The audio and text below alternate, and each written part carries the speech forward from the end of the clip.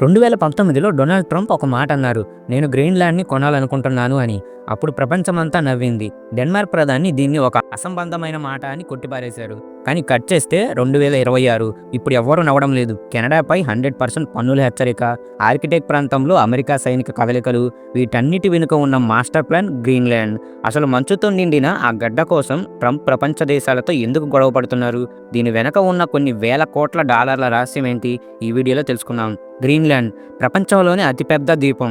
భౌగోళికంగా ఇది ఉత్తర అమెరికాకు దగ్గరగా ఉన్న, రాజకీయంగా మాత్రం యూరోప్లోని డెన్మార్క్ దేశం కింద ఉంటుంది. ఇక్కడ జనాభా కేవలం 56,000 మాత్రమే. కానీ దీని విస్తీర్ణం మాత్రం మన భారతదేశంలో సగానికి పైగా ఉంటుంది. 1946లోనే అమెరికా అధ్యక్షుడు హ్యారీ ట్రూమన్ దీనికోసం $100 మిలియన్ ఆఫర్ చేశాడు. కానీ అప్పుడు కుదరలేదు. ఇప్పుడు ట్రంప్ దీన్ని real estate deal of the సెంచరీగా చూస్తున్నారు. కేవలం మంచు కోసం ట్రంప్ ఇంత రిస్క్ చేస్తున్నారా? కాదు. దీని వెనుక 3 ముఖ్యమైన కారణాలున్నాయి. Number 1, rare earth minerals. మనం వాడే ఐఫోన్లు, ఎలక్ట్రిక్ కార్లు, యుద్ధ విమానాలకు కావాల్సిన నియోడైమియం, లాంతనం వంటి ఖనిజాలు గ్రీన్లాండ్లో పుష్కలంగా ఉన్నాయి. ప్రస్తుతం వీటిపై చైనాకు 90% ఆధిపత్యం ఉంది. ఆ ఆధిపత్యాన్ని దెబ్బ కొట్టాలంటే గ్రీన్లాండ్ అమెరికాకు ప్రాణాధారం. నెంబర్ 2, కొత్త ట్రేడ్ రూట్స్. గ్లోబల్ వార్మింగ్ వల్ల ఆర్కిటిక్ మంచు కరుగుతుంది. దీనివల్ల ఆసియా నుండి యూరోప్కు వెళ్లే దారి దగ్గరవుతుంది. సూయాజ్ కెనాల్తో పని లేకుండానే షిప్పింగ్ చేయొచ్చు.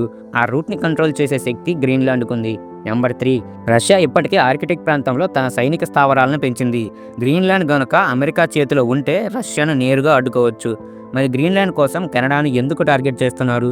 కెనడా సరిహద్దుల ద్వారా అమెరికాలోకి డ్రగ్స్ వస్తున్నాయని, అక్రమ వలసలు జరుగుతున్నాయని ట్రంప్ 100% టారిఫ్ విధిస్తామని బెదిరించారు. కానీ నిపుణుల విశ్లేషణ ప్రకారం ఇది కేవలం బెదిరింపు మాత్రమే కాదు. నార్త్ అమెరికాలో అమెరికా మాటే చెల్లాలని, ఆర్కిటెక్ట్ కౌన్సిల్లో కెనడా తన పట్టు వదులుకొని అమెరికాకు సపోర్ట్ చేయాలనేది ట్రంప్ అసలు వ్యూహం. ట్రంప్ తన లక్ష్యం కోసం ఎంతటి కఠిన నిర్ణయాలకైనా వెనకాడడు.